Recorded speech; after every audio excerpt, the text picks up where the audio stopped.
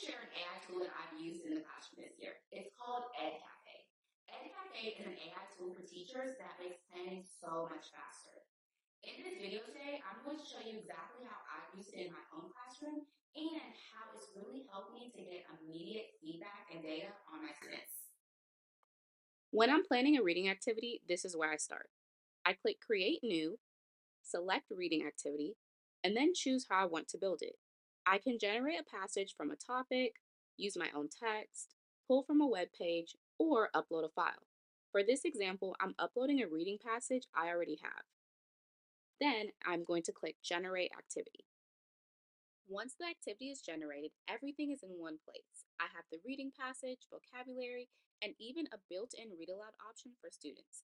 If I need to make any changes, I can easily edit the passage before assigning it. When I'm ready to assess student understanding, I can generate a quiz, choose the question type, number of questions, and add any instructions to make sure the questions align with the skills or standards I'm teaching.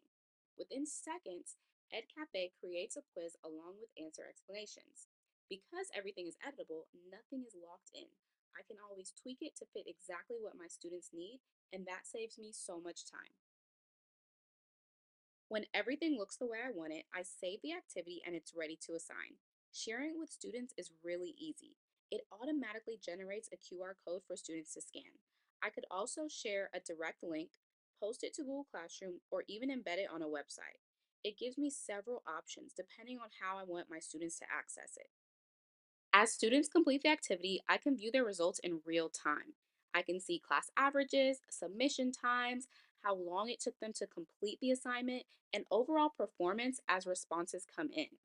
If I want to take a closer look, I can open an individual student's report to see their score. A summary of their performance will be shown to the students and each of their responses. I also like that every question includes an explanation of the correct answer, which helps students better understand the content while giving me meaningful data to guide my instruction.